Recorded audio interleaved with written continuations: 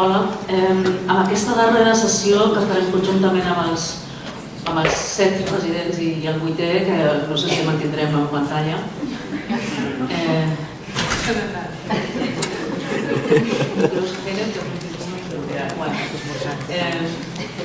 El que farem serà aprofitar per totes aquelles preguntes que no s'han pogut fer, tenir l'ocasió de fer-les, però serà després de 2 rondes. Una que en primer lloc coordinarà Géner, sobre totes aquelles temes, qüestions transversals que han anat sorgint al llarg de la seva residència. Com heu vist, durant el matí el que hem fet fins ara ha estat, en funció de 3 temes, cada ponent ha anat explicant els seus projectes. Ara, amb aquesta sessió, el que farem serà donar sentit a la residència, pròpiament, és a dir, què és el que ha sorgit del fet que hagin estat plegats. Quines preguntes s'han fet entre ells, quines qüestions transversals han anat sorgint. Això és el que, aquesta sessió és la que anirà coordinant en Géner, amb preguntes i temes que han anat identificant ells mateixos. És a dir, quin sentit ha tingut el fet que hagin treballat junts. Després tindrem, en coordinació de la Xina, una ronda ràpida sobre impressions una mica més personals de què ha representat aquesta experiència per ells i acabarem amb totes les preguntes que hagin anat quedant en el tinter des del matí, que no hem tingut temps, hem anat sentir molt més plets de temps i fins a aquesta última que em semblava que n'hi havia una altra dependent i les que vagin sortint ara. De manera que acaba el Géner, preparar la pantalla per preguntes.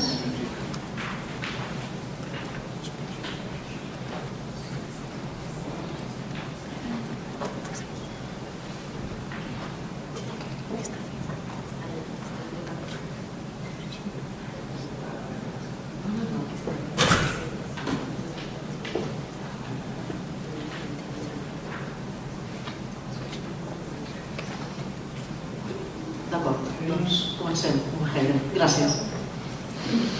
Okay. What language is it? Okay. So actually, we put together these questions. The 7 of us, we had a very long conversation that we tried to capture in a systematic way, and we really spent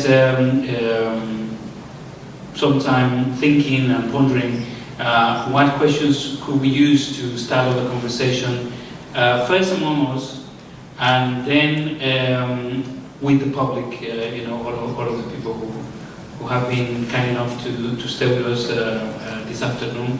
So basically, this is the idea that we came up with 4 questions on a suggestion by Alicia that we thought will, to some extent, try to capture many of the different transversal ways in which we have been trying to create these synergies in the group. And we decided that each, we picked up some coordinators for the interaction regarding each one of these 4 questions that, as you can see, are the following. What are the most effective strategies for language revitalization in a general sense? How shall we work to inspire different groups to promote linguistic diversity? What is the role of the verbal arts in supporting linguistic diversity? And finally, how do constructed languages interact with digital and popular culture? So we're going to take rounds, beginning with Sheena, and then myself. I'm going to coordinate the second question. Then Jenny will coordinate the third one, and finally John will close with the question that corresponds to his area. And all of us are going to try to pitch in, right? To try to interact and to respond to all these different questions. So we start with Sheena. Thank you.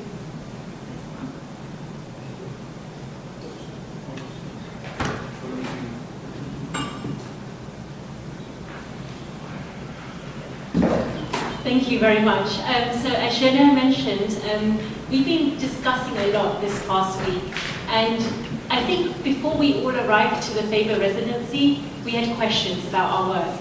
And during this week, more questions emerged, more ways that we could work together also emerged. And one thing that you might have seen from our presentations is that many of us are working in language revitalization. And I guess with this first question, we were trying to see what are the most effective ways for language revitalization? How can we get speakers to speak the language? How can we make it fun? How can we make it cool? And we've heard from various people today about the different projects they're undertaking. And this is something I wanted to throw out today, to ask the fellow residents what their thoughts are. And also, does revitalization mean the same thing to all communities? Should we also be concerned here with terminology? So we've seen today, for example, different terms being used. So saving languages, dying languages, sleeping languages. Is that part of the debate as well? Is the issue of language identity and psychosocial well-being relevant here as well? And maybe another question is, what strategies succeed in supporting language prestige? And then if we look a little bit more at some of the work that Sonia has been doing, how can we give impulse to innovative form of social coexistence through artistic projects, artistic production as collective memory in intercultural context? So I want to throw out some of these questions, and whoever wants to respond, any thoughts you might have, very much a dialogue to see what your thoughts are with this topic. Yes. I think I will start. Is it okay? No, it's not okay, we don't hear you. Shut the voice, probably. Now you have to just pause. Yeah, this. Is it okay? Yes, that's okay. Okay, yeah. I was ending my speech today pointing at that a little bit. I had a lot of ideas during these last days, and a little bit of coincidence was working in it, because I was also having the pleasure to see a very special theatrical installation directed by Alex Rigola.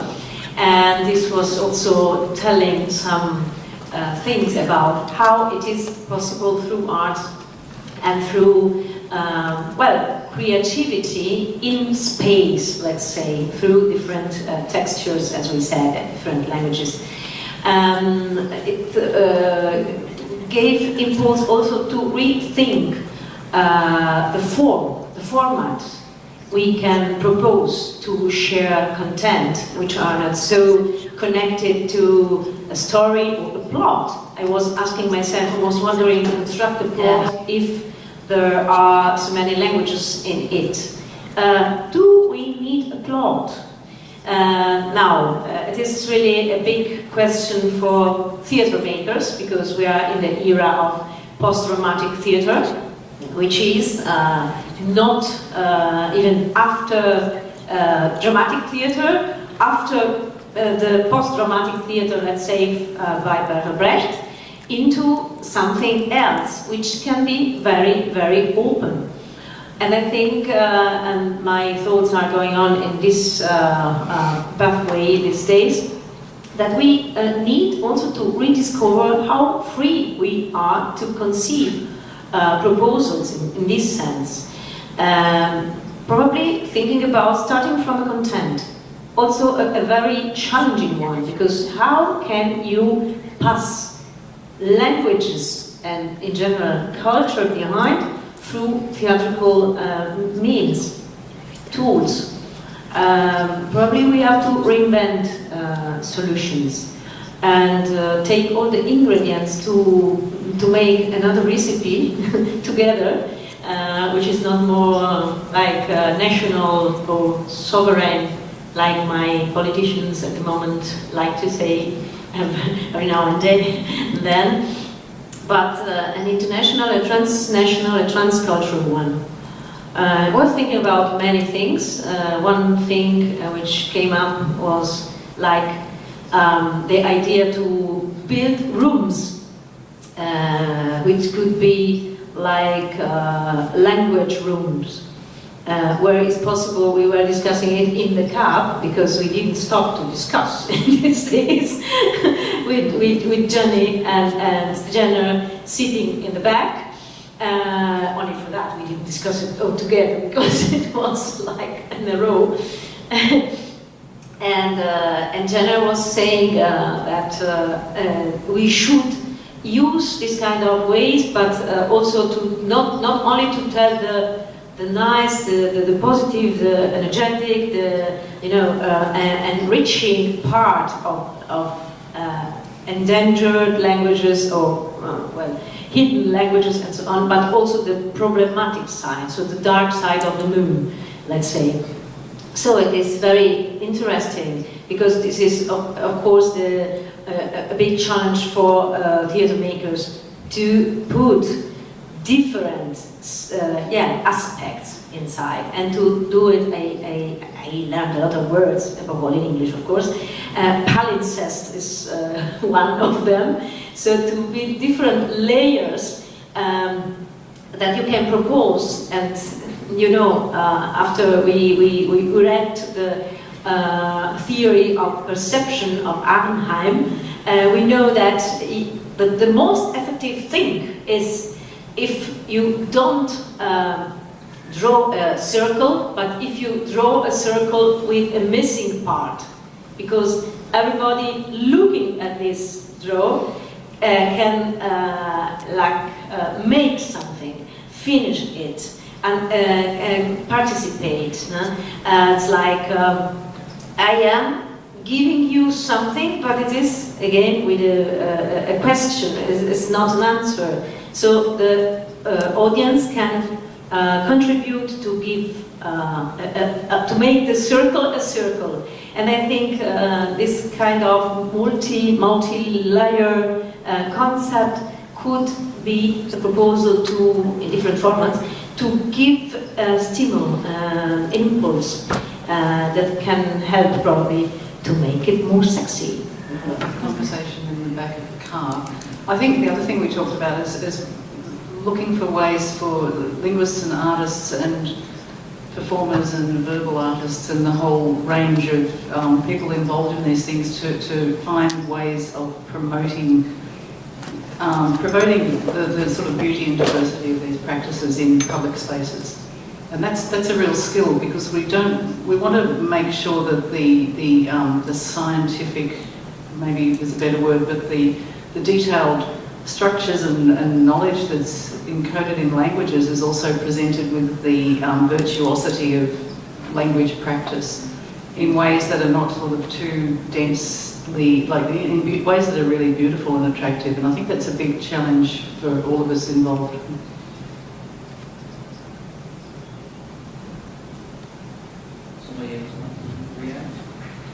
Yeah, I just had a thought. I wasn't in the cab, in the car, but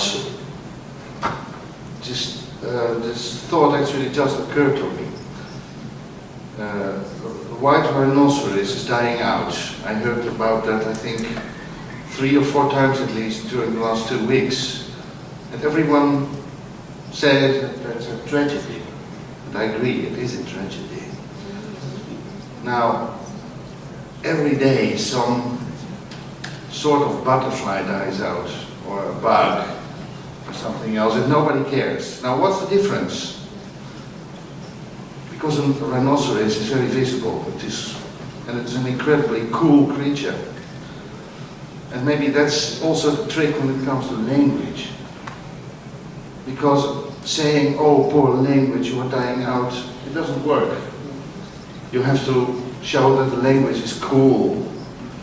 And it is unfortunately also true that most of the 20th century and also before that, regimes, and not necessarily dictatorial regimes, had such polities that everything had to be centralized.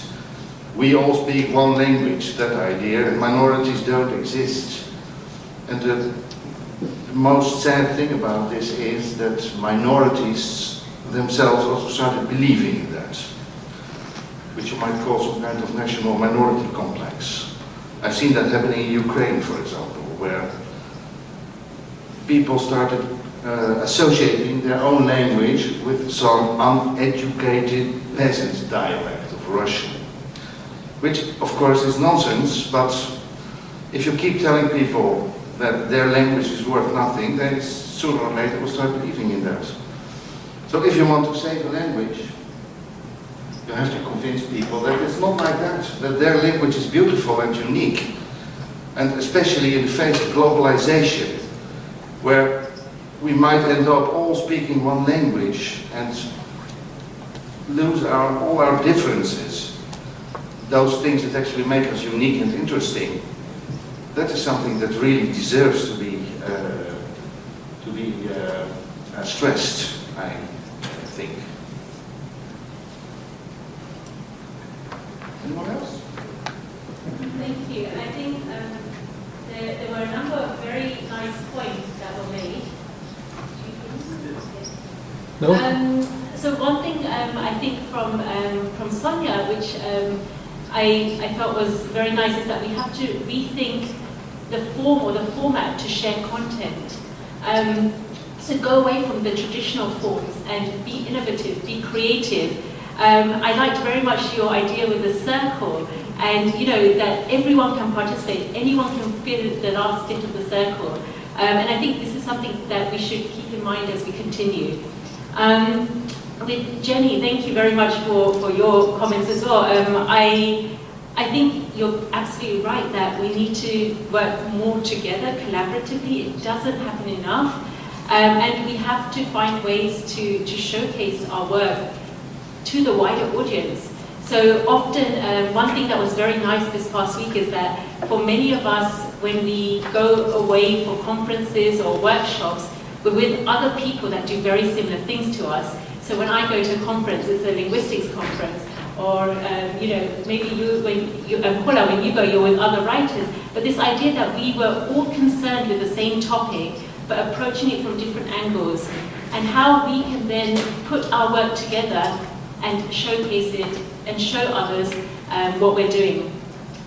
Jan, thank you also for your comments, and I think there was a lot that you said there where, you know, we have to, and this is I think a topic that came up quite often this past week, where we have to, with languages, make them seem fun, make them seem cool. So this also came up quite often in the presentations today as well, that we can't make languages seem archaic. No one will want to learn them, no one will want to speak them. And I think several of us have personal experiences you know, of learning languages, of being in situations where the way languages are transmitted hasn't been the most exciting, and then there's no way we're going to want to speak them, is there? So thank you, all of you, for your contributions.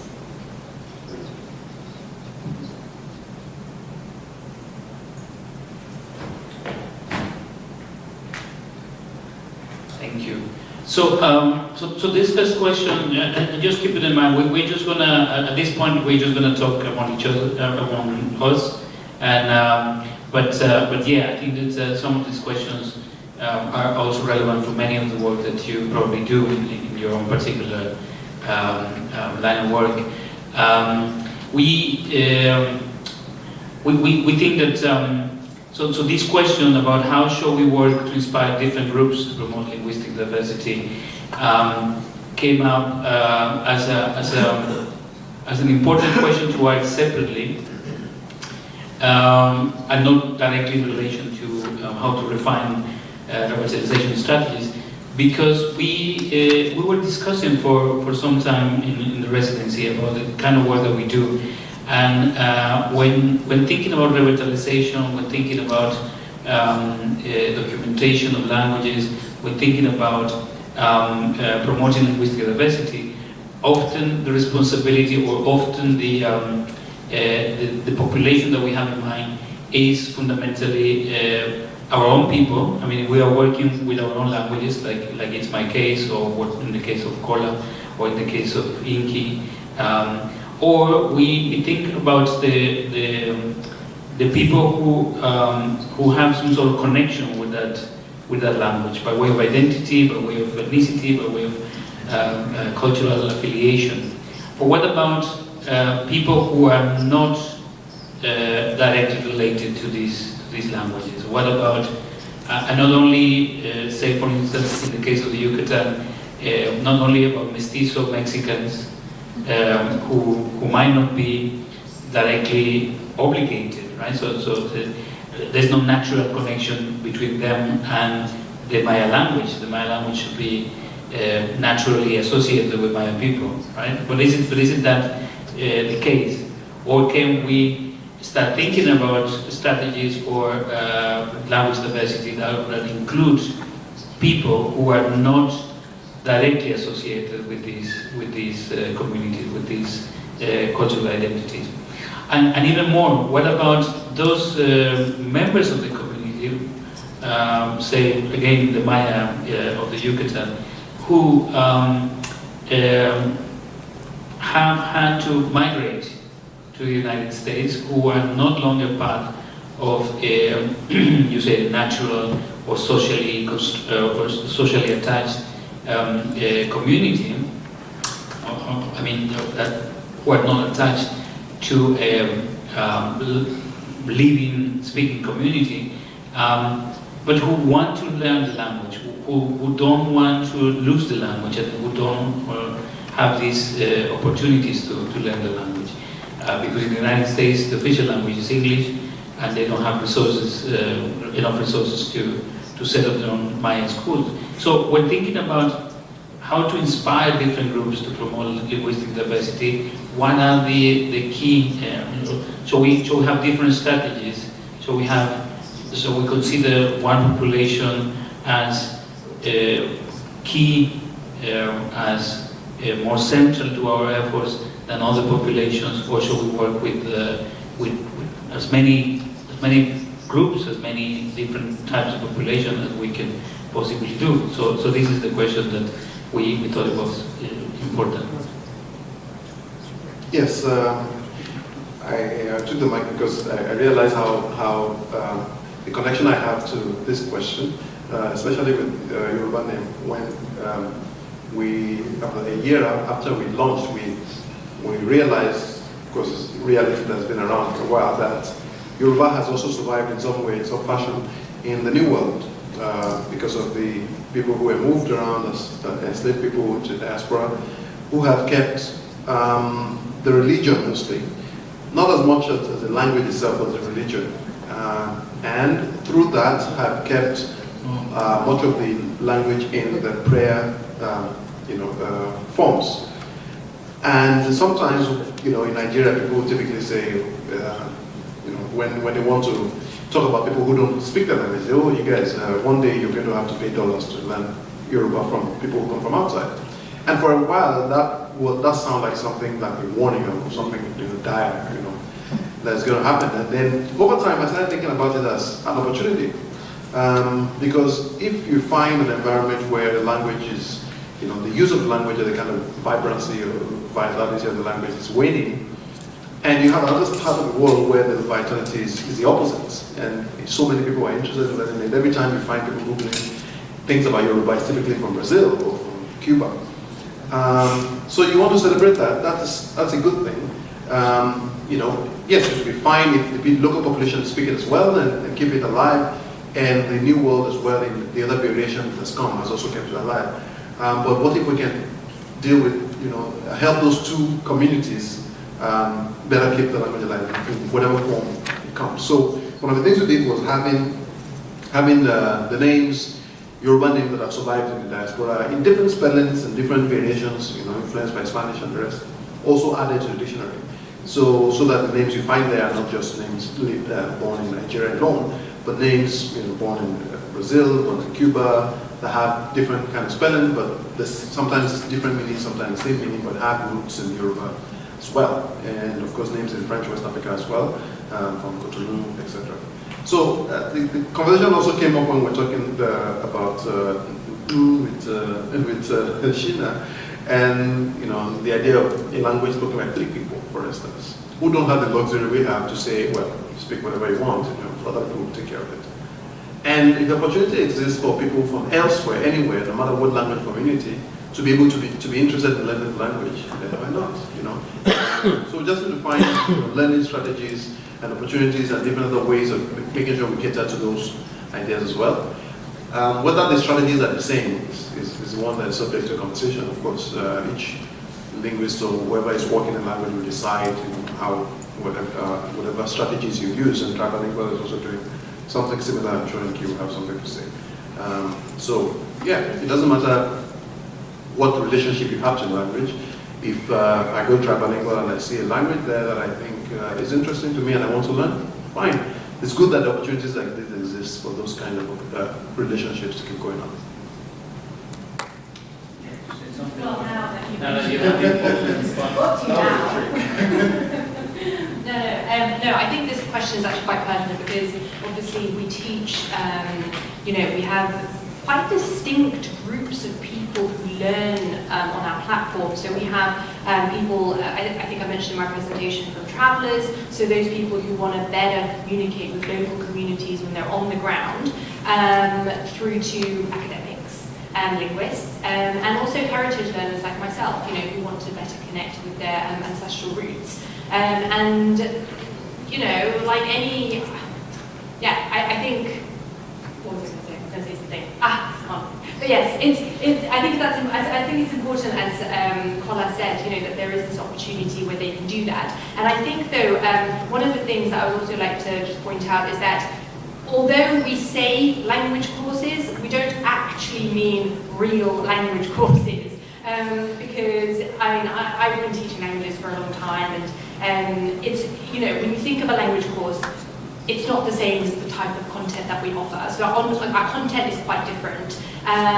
So for example, and the content can be quite bespoke as well. So for example, we had a lady who was an eye doctor, who was with the Flying Eye Hospital, and she wanted to learn Mongolian through us, but she only wanted to learn children's songs because she was a children's eye doctor, and she wanted to make the children feel comfortable when she was there, and say something to them, that was quite authentic. And so we did, so we have that, and as I say, we've got Yoruba as well, and there are different customers, different reasons why people want to learn these languages. And back to the point where people are saying, we need to make these languages cool and stuff like that. I think as a business that's really important for us because, we've got to market these courses in a way that's going to make it quite attractive to consumers. So anyway, that's rambling. But that's Does anybody else want to join in the discussion? I was wondering about what the three languages. Actually, I wanted to, I was going to talk about something else based a little bit on what Inky was saying, just from my personal experience. So I'm from the UK and a Gujarati speaker. Gujarati is my heritage language, and I went 10 years through a heritage language school learning the language, and it was interesting because I was in dialogue with the school where I went recently, and they told me, Sheena, the situation is really bad right now because there's no one wanting to learn the language anymore. And I said to them, why is that? They said, because, first of all, it's on a Saturday morning, it's very much focused on gaining literacy, and actually for us in London, it doesn't really matter if we can read and write in Gujarati. What's more important is that we can speak it, because many of us have monolingual maybe grandparents or aunts and uncles, and that's the real reason that we need to speak it. And so now the Gujarati school, and they've just recently started this, they're completely changing their way of thinking. So they decided that they'll probably soon scrap exams altogether, and they want to make it very much alive. So they want to take students, for example, to the Indian areas in London, so Southall, Wembley, allow the students to experience Gujarati through actual culture. Have cooking lessons, use all our Indian spices, learn those words. And I think it's important to think when we're thinking about how languages are being transmitted to make it relevant and not hang on to this idea that it always has to be, to gain literacy. And I liked Inky's point about how she said that they tailor the courses. I think it's really important to think about tailoring ways to learn as according to your needs, to your requirements. Sí, no. ¿Crees que puedo participar? No, sí, adelante. it's possible. Just go for it. We're not going because we can't see you, but we can hear you. Oh, you can't see me. Well, that's better. Yeah, okay. You spoke out like an alouche. It's a alouche. You know what an alouche is? It's a sort of a dwarf that's making very nasty jokes. So I won't do that. I'll leave that for the alouche. But I just make a couple of notes inspired on what you just said, and trying to cope with this first question regarding effective strategies for language revitalization. And I would like to, just share my thoughts with you a little bit. I think one important thing to do is to bring together or to bridge gaps between different sectors of the society regarding the value of linguistic diversity. So, for example, bridging the gap between, that sometimes is a very huge divide. There's a huge divide between the academic world and research and the communities themselves regarding linguistic diversity. So overcoming this divides would be one way of recovering the possibility of celebrating linguistic diversity and empowering communities. So, in my talk I tried to refer to this a little bit, talking about complementary agendas. How can we put our agenda in terms of research together with the agenda of the community in terms of speaking, promoting, defending the languages and the cultures? That's a general question that I would like to just play around with a little bit. I also think that the effective ways of effective strategies for linguistic revitalization, as researchers, we come from the academic world, we are very keen and we're trained in a way to look and identify places, good spaces or good practices that we could use to recover and accompany local praxis or local practices regarding linguistic diversity. So how can we, one way, a very specific way that we've been developing in our context is developing co-authorships, multiple authorships. So let's say that we can imagine a book or a product, a video or a small film or a small play or whatever, that we are co-authors. And that we bring together header and we bring together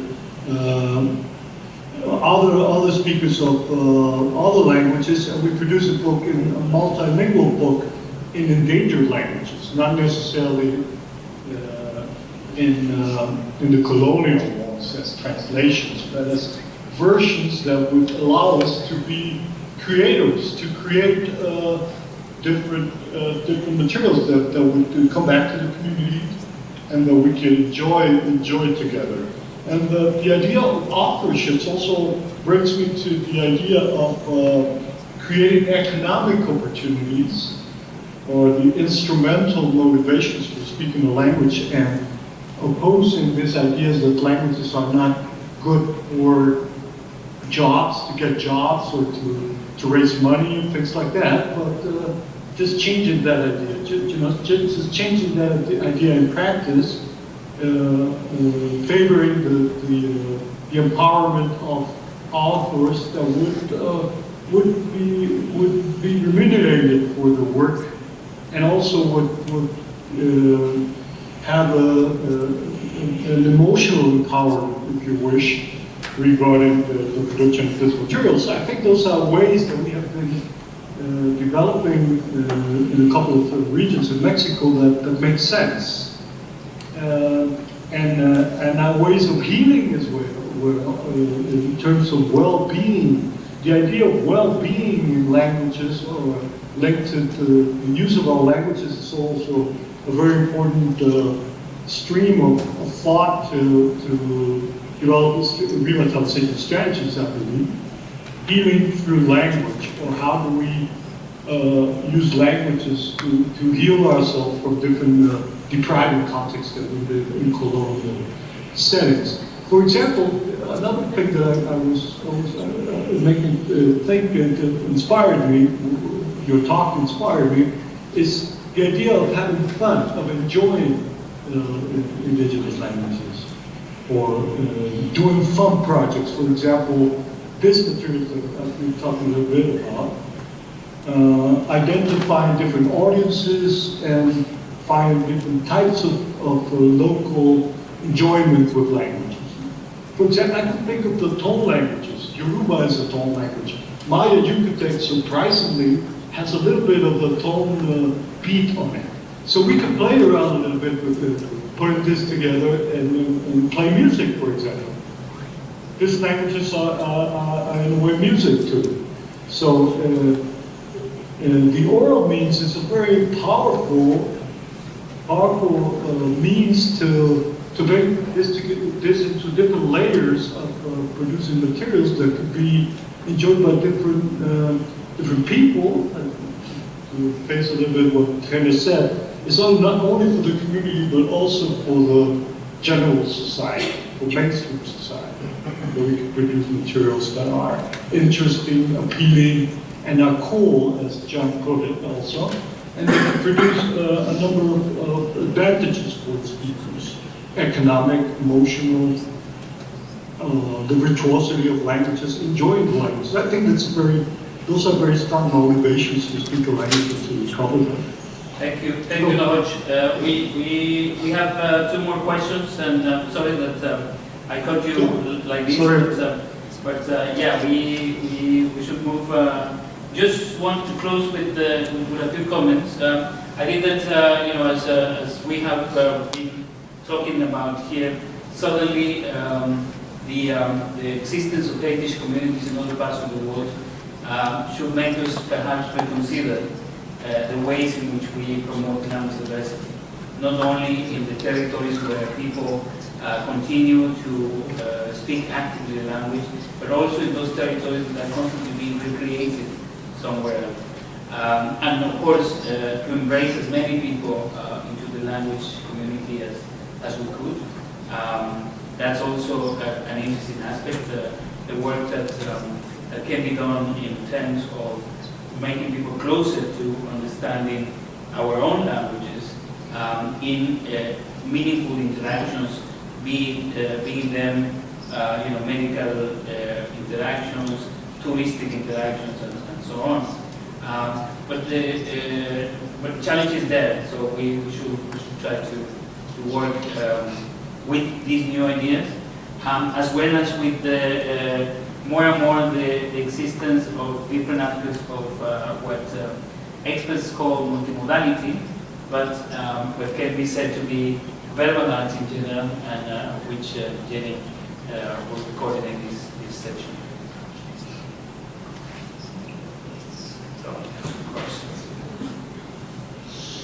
Is this working? Yes. Is that right? Yes. So it's I guess it's been really good to be part of this team and realise that at least half of the presentations have actually really been about verbal arts and multimodality, and that is taking a broad view of language that goes beyond just written texts and looking at the formative aspects of language, speech, play, children's games, riddles, theatre, of course, songs, and poetry, and all of these multiple dimensions of human language. And so I suppose I'm hoping that the takeaway message from some of those talks is that when we talk about linguistic diversity, we also want to talk about modality diversity and recognising that in various academic practices and in various the outputs of those communities and so on. So the sorts of things we've talked about are the sand stories. String games have come up as another kind of interesting thing that comes from some cultures, and many, many other things. I suppose some of the things that I think about when I think about the value of these practices for humanity. People often talk about verbal arts being enlivening culture and being like the crown jewels of particular practices that are reflected in language and in action, multimodal action and action. Okay, so we've got two ways of talking about action on this. There's things about structural things about language, like phonology and syntax and so on. I think another thing that we've talked about really is the role of archives and the general notion of protection, preservation, caring for keeping forms of verbal arts. And one of the things we've talked about is this, the dimension of preserving things in a fixed form that maybe shouldn't be preserved. Perhaps they should be dynamic, perhaps they should change over time.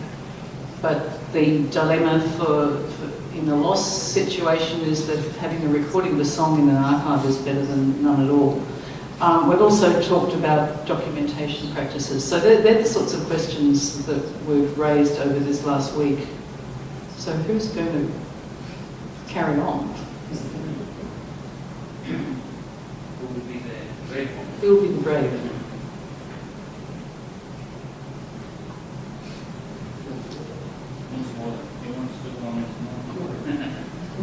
There's something I'd like to, so I guess one thing I've been thinking a lot about is the role of archives in language documentation. So many of us who work on endangered languages, and I mentioned this in my talk, if the community consents to it, the recordings go in archives. But then the question is, who is accessing these materials? Are they being accessed at all? Are we spending all this time doing this and no one is using this? Can communities access this material? And often it is quite difficult because the digital archives are not very, it's not always easy to navigate. The language might be a language, say English, which the community doesn't speak. But one nice thing that I came across very recently was something called Last Whispers, and I'm not sure if anyone here knows about this, but this was, it's a video and audio installation, and it's like a virtual reality experience. And what, it was conceived, the whole idea was conceived and directed and produced by someone called Lena Herzog, and she approached various archives, and with the permission of the archivists and also community members, she took the recordings, so audio recordings, and created an immersive experience of film and a spatially designed sound experience. So you can hear all these voices, and that's why she calls it Last Whispers. And it was then in the British Museum, it was also in San Francisco, and a bunch of venues. And it was quite nice because all of a sudden you have the stuff that's in archives, which maybe people aren't accessing, but then being creative about how you can use the stuff in the archives to make it appealing to a public audience. And when I went to the British Museum to see this, it was packed, the room. And you really, I mean, I would really recommend if people are interested in this, just to listen online to this. And you hear voices in all sorts of languages, and it brings everything alive. It was really an amazing experience. So I think this is one nice way where you see that this is going beyond kind of the academic obligations to taking it to the public. So I've got a question actually. So first one, so do they not have data to see who's accessing the archive? Yes, of course. And the second one is if I wanted to, for example, take these audio recordings and put them somewhere, can I do that? So with most archives, the archive that I'm most familiar with is the Endangered Language Archive, which is housed at SOAS in London. There usually, when depositors deposit material, you can say what the access is. So you could say that it's open access, that everyone can view it, can listen to the material, or there might be restricted access. So this would be, for example, if something it's taboo or sensitive material, and then there's user only, so you log in to use the material. Now, in terms of whether you can just use it, I think it's always ethical, even if it's open access to contact the person who's deposited, just to check, because it's one thing when they put it, you know, in an archive, and it's another thing if, you know, it goes on another website, etc. So I think it would be good practice, yeah, just to contact the depositor. Also, probably they would want to contact the community, and that's why I think when Lena Herzog did this, she did approach the communities, you know, and ask them for their permission, because this was going beyond kind of what the initial consent was for these recordings. And I think, speaking about language, constructed languages, and in entertainment, I think you mentioned earlier, I think we might look at this as also a kind of multimodal way of using language, which is bringing language away from just recording them and putting them away to making them function in a way that can benefit some of the larger audience. So I assume that Navi, for instance, or Dothraki, were created from scratch to deal with the characters in a TV series. You know, it might be interesting to consider the idea of using maybe languages that are already dead or languages that are endangered in this way as well. Either, you know, in their true form, of course, with ethical, you know, permissions taken, etc., or added to, you know, a constructed part of it, you know, created to enhance the language for entertainment purposes, if the permission is given. I think this is just different ways of using archives and all that. We kind of, when we're looking at multimodal and using different modes. In Nigeria, for instance, I mean, Nigeria is supposed to have over 500 languages. One of the ways I've seen young people show interest in language, for instance, is in entertainment, in music. There are several songs that become hits in the country, whose meaning many people don't even know. You know, you don't know what they're saying, but you know it's a nice song, it's danceable, and they show interest. Okay, now what does it mean? How do I use it? You know, so there are different ways of that languages have been used to I guess reach new audiences, and different ways we can use them. I was also thinking to you about the benefits of archives beyond just being able to create like learning materials for the audience. And this includes again technology, where, for instance, be able to create text-to-speech or automatic speech recognition in thousands and thousands of hours of recorded speech. And if you have that for a language that probably isn't spoken anymore, that language is still not there, because you can use technology to create that, you know, as many more, you know, infinite spoken forms of language by using computers to regenerate it by using the bank of audio you already have. So just drawing this up.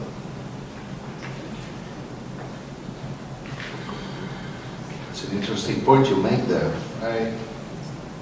Yesterday or so I wrote something about a movie from the 60s, and there were Chinese looking people in that movie who were supposed to be Chinese, but they didn't actually speak Chinese. They spoke some kind of glossolalia, some kind of fake Chinese. Now that's the kind of things that used to be done in films very often. I mean, you all have seen probably James Bond movies with the Russian Politburo talking like, comrades, we have to fight against American imperialism, like that. But nowadays you don't get away with that sort of things. Or a very famous what was it? Klatu Barata Nikto. It's gibberish. It's just, it has nothing to do with language, it's just fake. Nowadays we know that a film is much better and has much more depth if you use a real language. So of course you can use an indigenous language, you can use a dead language, and I'm quite sure that when it comes to that you can always count on the support of conlangers who can help you completing this language. We actually talked about that with the Henna. That suppose you make a movie about Reconquista, about Spanish occupation of Maya lands, then you will probably need people who speak Maya, not contemporary Maya, but the Maya of those days, so you have to reconstruct it properly. Now, I'm quite sure scientists have already done that, but this is actually the kind of terrain that conlangers can be really good at as well. So it is maybe worth taking into consideration. And the thing is also with films that they have an incredible reach. I mean, they are not, it's not like a book which is bought by 1,000 people if you are lucky, but those movies are watched by millions. And okay, I'm not quite sure if suddenly thousands of people will start to learn Mayan, and even if they did, if it really would help the culture, but it's at least a start. Now, isn't it? Yeah, I think that the answer that John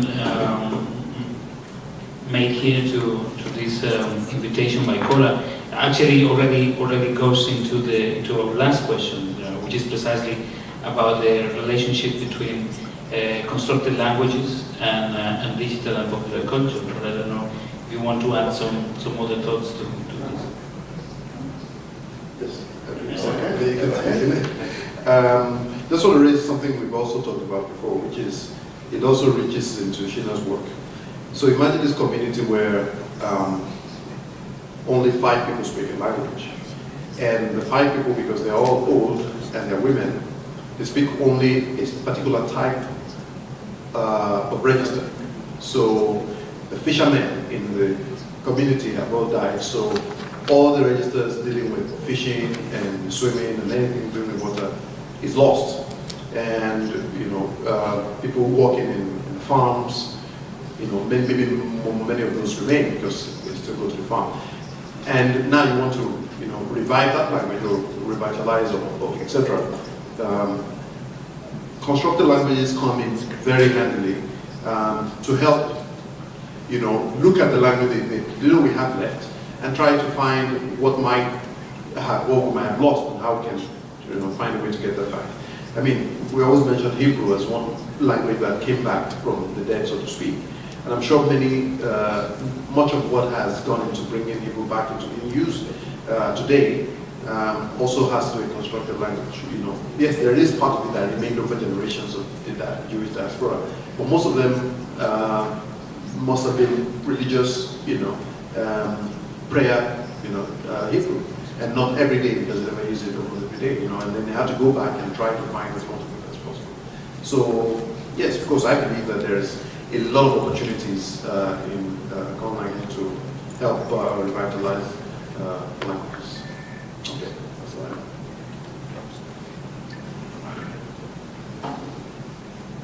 know. Modern Hebrew is actually an interesting case because it is not an entirely constructed language. It was not made up from scratch by anyone. There was a solid base for it in Bible, biblical Hebrew. The language was not really completely extinct either. It was some kind of vernacular in some circles, but it was very, very incomplete. So the creator of the modern language really had to create a lot of things. He had to modernize it. He had to create a lot of new vocabulary, and for that he made choices which sometimes were quite arbitrary. But what explains the success of modern Hebrew is, I think, mostly the fact that it was, and that's often the case with constructed languages that actually work, that they were there at the right time, at the right place. At the time Israel, there were several migration waves to Israel from several parts of the world, and they did not have a common language. There were those from Europe who speak Yiddish, but there were also those from North Africa, from Ethiopia. And of course, they could have chosen to learn another language than Hebrew, maybe Yiddish, or there has been an idea of creating a Jewish state in the United States, in which case it probably would have been English. But it didn't happen. It became Israel, the preferred place by the Zionists. So they needed some kind of language, and then Hebrew was there already kind of in place. There were already people who had been learning this new language, including its creator, who was the first who decided to teach it to his children and to speak it exclusively at home. He had some following, not much in the beginning, but that following increased with time, and well, that's how it slowly became the national language of Israel. But there was also a beginning phase, and many of those new words were not accepted, or there was one word used here and another one word there, and actually nobody knew what the right word should be. So that was also some kind of natural process of crystallizing, how to say that, well, the language, yeah, taking its form. And of course the language is allowed to have dialects or not. So that's it, basically. Do you have any concluding words regarding? No. Actually, I was going to invite Jenny to say something. You know, to close also the question about the verbal acts. I think that's. I'll just say a few things. I think one of the things that has probably united people in the workshop is thinking of these different ways to employ, mobilise different language resources and different forms of language, multimodal forms of language, to help revitalise languages and to try and make really exciting products for younger generations that use technologies that work in different places, which is a big challenge, and hopefully using technologies that are sustainable at least for a little time. So that's one of our challenges. I think the other thing, we've all talked a bit about this, but I suppose some of these things have implications for what language documentation is. Do people routinely video things? Is that a good thing to do all the time or some of the time? And so on. That raises ethical issues and issues about archiving as well, but it can also be a very powerful resource for making films collaboratively with communities. We've seen some great examples of this week. Pity there's not more time to show them. So we talked about teaching, and I think we've also talked about the verbal arts as being a very enjoyable part of language, and as well as being a really valued part of language. So I'll just finish, I think, by saying I did ask somebody in Australia who was from a community where there's been a lot of language loss, and I said, hypothetically, if you go to the archive, what would you like to find? And this was a language that had many audio recordings or one old cassette or something, and some word lists from missionaries. And the immediate answer was, we would like song.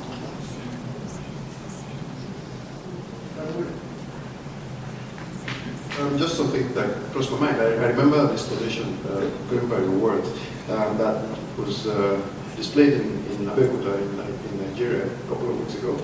And it featured the recording of a song by Fela Kuti's grandfather, who was a preacher, one of the first preachers in Western Nigeria when the British came. And he had recorded these songs in Yoruba, that he composed himself for Christianity to be able to proselytize, etc. And one of the things that crossed my mind is how those kind of rare recordings of those times, because there are very few recordings, and I think they made them gramophones or whatever they had at the time, how most of them helped us understand what Yoruba used to look like or sound like. For instance, I hear people talk about Latin and how we can see it and read it, but we may not have exactly how it used to sound. And for Yoruba, it's about the same thing, because writing in Yoruba came just a couple of years ago. So sometimes archiving also can be a way of helping to, even if the language never dies, to help you better understand some part of its own history. And for me, the question about verbal arts touches really with this last question that we have here about also constructed languages and digital culture, digital and popular culture, in two different ways that I would like to share. One is theatre, and this touches with the work of Sonia. I think that theatre is a type of verbal art which is not really universal, right? So we know that from our work that theatre is not really universal, but in every society, I think, there's a form of reenactment of stories, right? So this is one thing. These are the eyes with which I look at sand stories as forms of theater, both in the sense that they are ephemeral, right? So these are performances of the sand, and the stories. So the moment when they erase the story that's been drawn in the sand, that's theater. Because theater, when the moment the play ends, everything disappears in a way. That reality, we have a theater scholar here who can comment on that. But that reality that was for a moment so true for the spectators suddenly disappears, or in a way disappears. But theater, on the other hand, can be or reenactment of stories, especially if they are verbalized. Sometimes they are not verbalized, but even in the sand stories case, stories are verbalized. This verbalization of stories, this use of the language, this very active use of the language in theater and in performance is actually a very good opportunity to train new speakers, right? Especially young new speakers, who can then have to, who might be feel compelled to rehearse, to try to train themselves in the pronunciation of words, and also the prosody and the rhythm and so on. So I think that theater is, or reenactment of stories, let's not just call it theater, but reenactment of stories is a great opportunity, both for language revitalization and also for constructing languages, right? Because in some cases, when theater or when the reenactment of stories translates into cinema, for instance, cinema is in the sense of fictionalizing stories for determined purposes. That's often not seen as proper revitalization work, right? But it is in some cases, and the example that comes to mind is what the Navajo people, the Diné people in the United States did recently. They, one of the directors in the Diné People Museum, the Navajo Museum, realized that his people were very fond of Star Wars. And then they decided that it would be a good idea to get a version of Star Wars in the Diné language. But not only in script, but also in the movie itself, by dubbing the Star Wars movie into Diné, into Navajo. Now, my Kunlan friends, my Kunlan colleague here,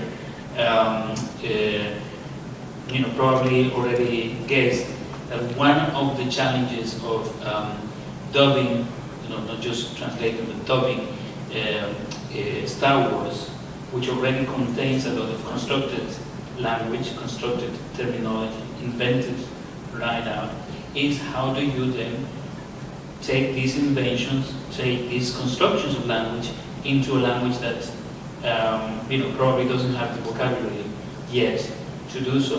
So here is many challenges that a lot of the people involved in this project talk about are, for instance, how do you say force in, how do you translate may the force be with you into Diné, right?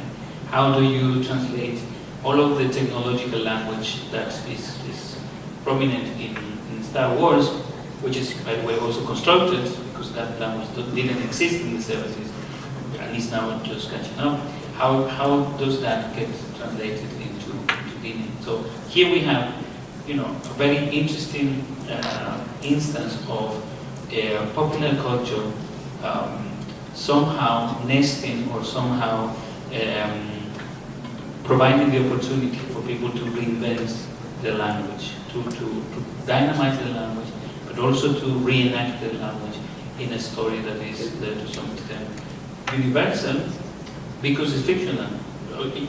Fictional in the sense that it describes a world that does not exist, or we still don't know if it exists or not. So the appeal that Star Wars has for the Diné people might have to do a lot with that. with the fact that it's not anchored in reality, but it's an opportunity to imagine a world where somebody can be a hero by following the path of the ancestors.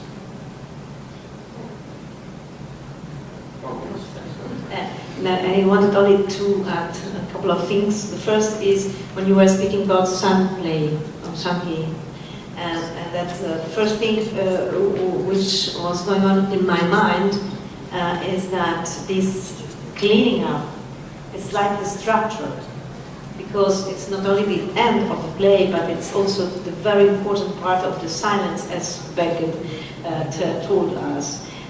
So the structure of something is made of scenes, and then you carry on. And this kind of structuring the storytelling we have seen today is really like a classical, let's say, theatrical way of conceiving a story. This is the first thing which was very impressed by.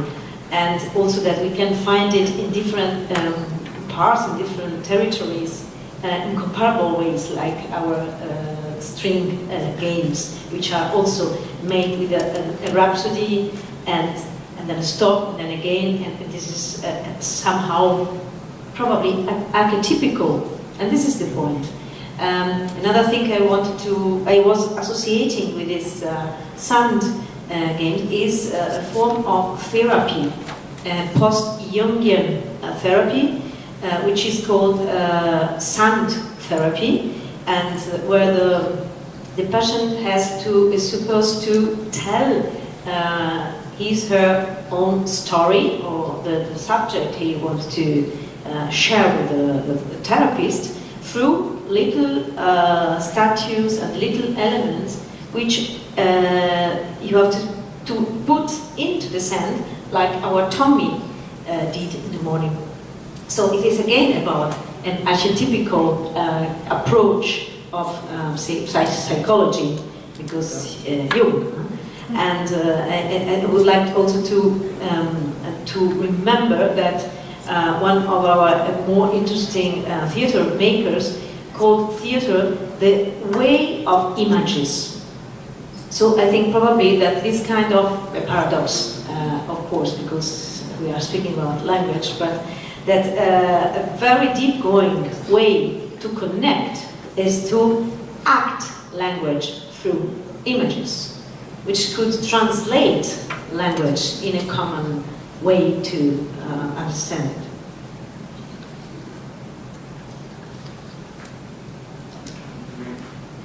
Well, then we will just continue with the fourth question. We are already half in it anyway. So this is 20 minutes, so our time passed. Constructed language and popular culture are absolutely connected with each other, and now stronger than ever. So from that point, I think Henna is absolutely right that it's also the job of the languages themselves to deal with that problem. I mean, if you have a small language, you should be able to translate a movie into it. Not only a movie, by the way, but also the instructions of a TV or something, or a vacuum cleaner or whatever.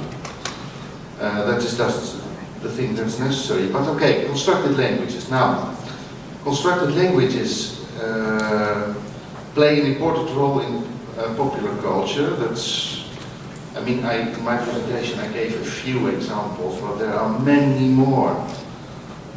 The thing is that it works. If, I don't know if anyone has seen this, I can't even remember the title. Okay, leave it, not important. But it is extremely effective if people can really, fluently speak in a constructed language in a movie. And that way, those languages have gained hundreds, maybe even thousands of speakers. And then you might wonder, why 200? hundreds or thousands of people learn who, or Buriats, or whatever. And Europe? Yeah, well, Europe with 30 million minutes, I think. And also, well, would it really help much to the speakers of one of those languages if complete outsiders, fans, would start learning them? Would that be important when it comes to revitalizacja of the language? So yes, well, that's a question we might ask ourselves. Another question I'm going to... No, I put that off. Any takers? Now, what tú quieres, do you want to respond? Or do you want to engage with any of the questions that have been asked in this second half? Well, thank you very much. You also inspired some things that crossed my mind. I'll briefly share with you.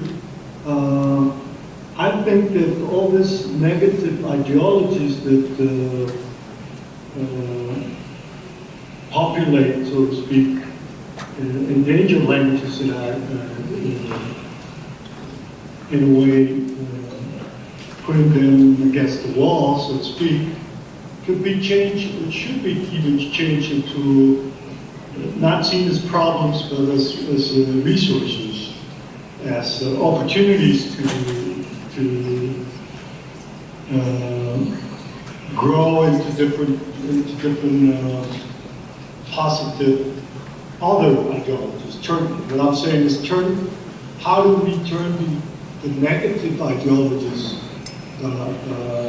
linked to endangered languages into positive ideologies? And I think that the idea of constructing languages, ways that you've been exposing or talking about in film or in sound or in different ways could be recovered in many different settings to revitalize languages. So what crossed my mind in your conversation is, for instance, if we think of secret languages, the idea of secrecy in prisons in the US, for example, the indigenous languages such as Nahuatl are used to communicate with the inmates themselves. And they are constructing or reconstructing the language, but in a way they're also revitalizing the language and creating new terminology, for example, new ways of communicating in secrecy, sort of an anti-language. Another example would be the mixed languages that the youth create to identify themselves as a youth culture. That's also something that crossed my mind, and it's a way of constructing new identities and acts of identity very, very much linked to different varieties of content varieties of the languages. And another example that crossed my mind that I think is quite interesting in how to return so-called problems or linguistic problems or language problems into language resources is the content varieties of indigenous languages. For example, Maya Yucatec, as Henry well knows, has a lot of influence in the Yucatec, Spanish-speaking population from the Yucatec region speak. And if you study this language, sometimes people do mock about differences, this content variety. So lots of stereotypes that state that Yucatecs are stupid people, lazy, they don't know how to speak the language, they don't know how to speak Spanish, could be turned into a completely different thing, a completely different positive way of viewing this content variety. So the Yucatec Spanish is actually a resource to learn Maya, Yucatec, as well as the Mexican Spanish is full with Mexican Spanish for the Mexican, from the Valley of Mexico, is full with Nahuatl. It's a really, there's a lot of Nahuatl in it, you know, in terms of prosody, of syntax, of not only of the lexicon, And it's a way of also a way of reconstructing the language in a way, or gaining access to the language, the indigenous language. So the idea of changing these ideologies, I think it's a very important one, in that we should try to turn what people think of as problems into educational resources. Well, that's just a couple of thoughts that crossed my mind. That was just. Thank you very much. No problem. Thank you. Thank you.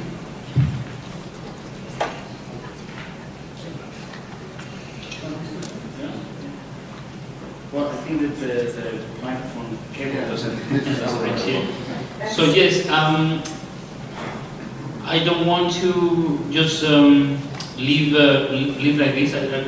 Do we have questions? Do we have time for the public? I will have to say goodbye now because I have a plane to catch. But that doesn't mean that the conversation stops here. I think that there's plenty of ideas. There's no shortage of ideas in this group, as we have discovered this whole week. It's been really a pleasure for me to be part of all of the conversations. I've learned lots of from you all, and thank you for everything, for your time. And but I have to go, and I will leave this session in the capable hands of my friend Cole. This is amazing. Yeah. This is our way to say goodnight because it means gato, cat, you, and every night we say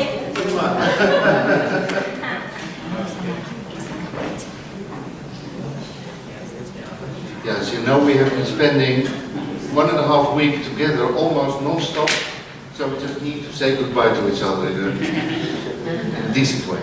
And I guess as we're saying goodbye, one thing that would be nice for us to reflect on,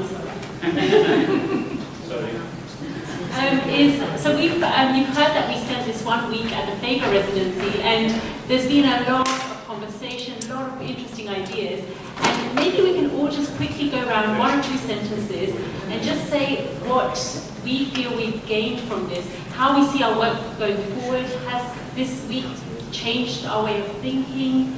And I'll start. Start, I don't mind. 1 or 2 sentences then. You want to say something? No, I still should put that one down. Please. Or I can do that after. You can go on. Now, okay, well, I'm not going to say much about this, but I think one thing really that endangered languages could take an example from when it comes to constructed languages is the fact that constructed languages are usually very easy to find. The whole internet is full of them. Usually they have nice websites with a clearly understandable grammar, word list, everything is there. If you want to know something, just contact the author. In the case of the big languages, I'm just a small programmer, but somebody like David Peterson, for example, who made Dothraki. I mean, he's a really nice and accessible person. He interacts with fans. And so it's also like being part of something, learning Dothraki or learning Klingon, because all those authors, they work also together with their fans. So learning the language, it's some kind of cosplaying, but it's also much more than it. It's really, it makes you part of some really interesting experiment. So this website thing, I would consider that also for a lot of smaller languages. I saw Sheena's book about the new language, so it was best pronunciation, but it's great. I looked also for it at Wikipedia, and there is no link to the book. Why? Because it's good material. There are so many languages that simply don't have any material about them at all on the internet. And the thing is quite simple. Modern people, they want to have everything in a very simple, easy way. Just Google for it and bam. You don't have to pay for it, of course. So make it free, make it simple, make it accessible, make it nice. Make it cool, make it sexy. Well, that's all I have to say about this subject. I agree with you. And now it's time for farewell. After all the remarks. Yes, well, as I probably mentioned before, one of the important parts of the residency, I believe, is the conversations we have, the kinds of shared ideas the kind of spaces we have to share ideas, and we do this almost every evening, either at dinner or somewhere during the day, and being able to at least learn a little or a lot from what each person does, learning constructed languages, learning about theater, learning about sound stories, learning about your documentation strategies, and learning about the business of using language as, using language on the internet. So yes, I have gained a lot from interacting with everybody. I think that's the biggest thing I'm going to take away. The ability to network and to learn and to share some of my work as well as of course, listening to different other ways of looking at the world and looking at the business of the craft or the passion of language documentation and internationalization. Thank you.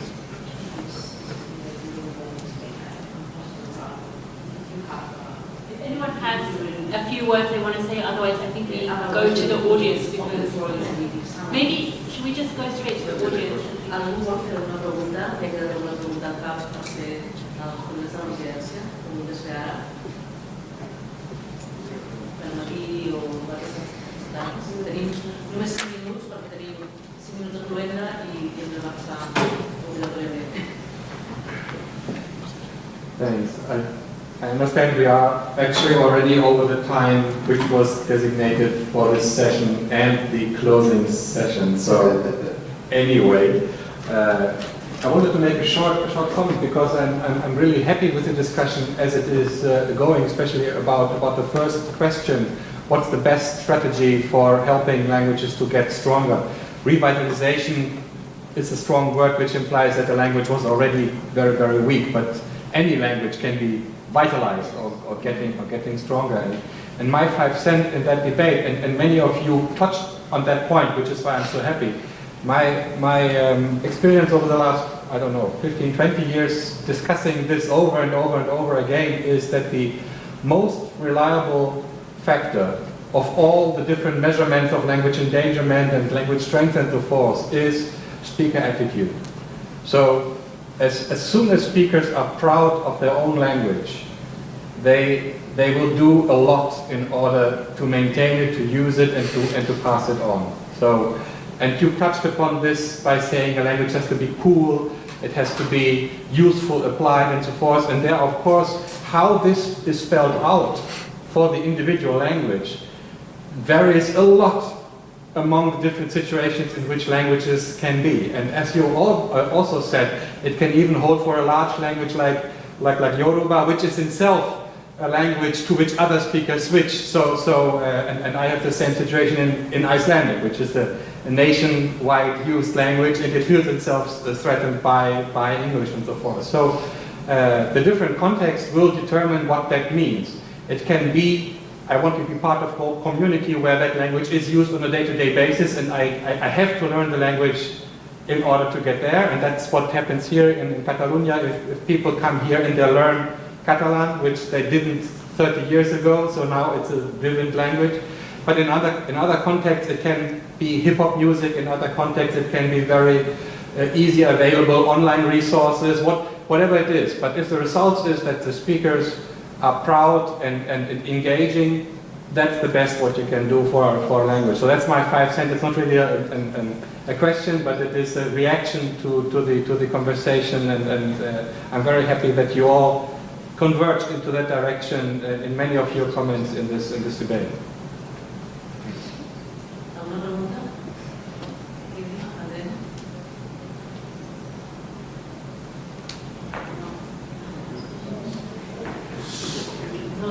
Ho tanquem aquí, ho hem de tancar ràpidament, si no diu just the last word or something, or just keep going.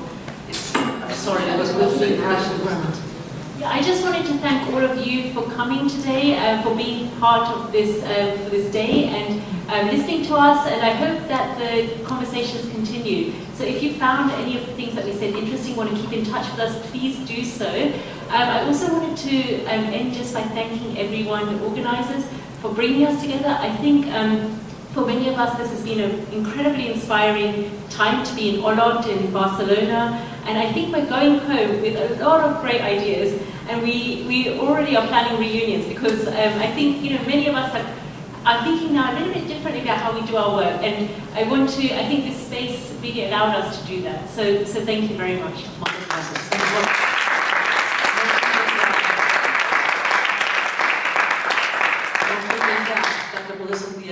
De saber que la vostra feina es pot transformar d'alguna manera. Normalment aquestes conferències cada cop tenen menys prestigi. Sempre es diu que els diners han d'anar al terreny, i és cert, s'ha d'anar a les llengües de veritat i als parlants, però segurament que a partir d'una experiència com aquesta, aquests parlants, aquests terrenys, aquestes llengües seran més riques a partir d'ara amb aquesta nova sensibilitat. En qualsevol cas, també per tots vosaltres, sabeu que les contribucions dels participants seran recollides en l'informe Llengüapax de 2018, és a dir, que ja tindreu accés a les seves ponències. I res més, moltíssimes gràcies un altre cop a tots i us trobarem molt a faltar, això és veritat. Adéu, gràcies.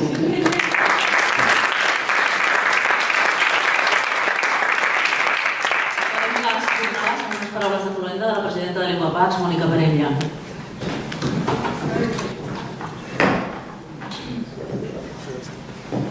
Ja sé que és molt tard i que tots teniu moltes ganes de marxar. Ha estat 2 dies molt intensos. Van començar les jornades ahir. Jo, en les meves paraules d'obertura de la jornada, apuntava 2 dels objectius de Llengüepax.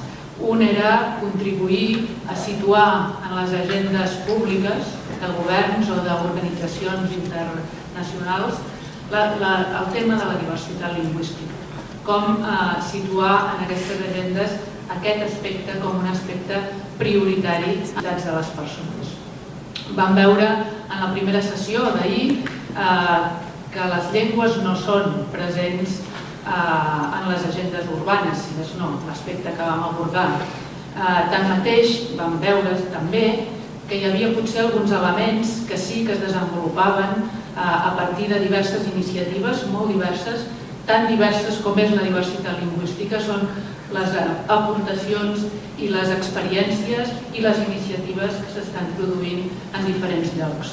Aquesta contribució que hem tingut avui de totes aquestes persones, provinents de diferents llocs, de diferents disciplines, amb diferents maneres d'abordar no només la revitalització, sinó la creació de llengües, les arts verbals, etc., ens ha situat alguns dels temes cabdals com a objectius per continuar treballant.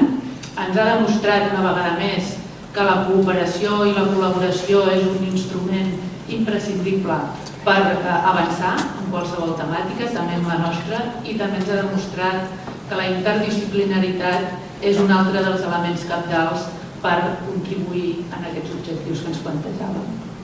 Un altre aspecte que volia posar de manifest també és aquesta cooperació que hem de fer entitats com la nostra.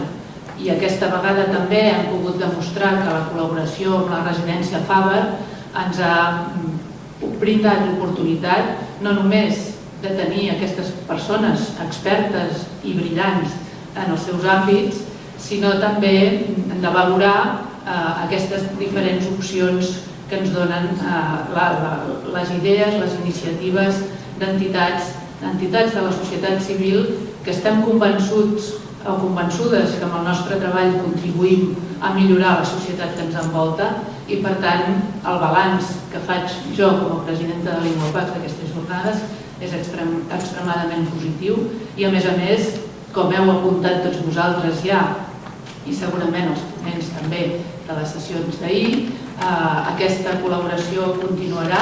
Les idees que s'han plantejat i que han sortit segur que evolucionaran, no sabem cap a on, però segur que d'alguna manera positiva, i per tant, moltes gràcies a vosaltres que ens heu acompanyat aquests dies, també al públic que ens ha acompanyat aquests 2 dies, també per les vostres aportacions i unes aportacions que esperem que continuareu fent tan sovint com pugueu, i vull aprofitar per insistir en el que ja apuntava el Miquel Strubel en la primera taula rodona d'aquesta aquesta tarda, que sereu tots molt benvinguts si ens voleu acompanyar en aquesta trajectòria des de Llengües.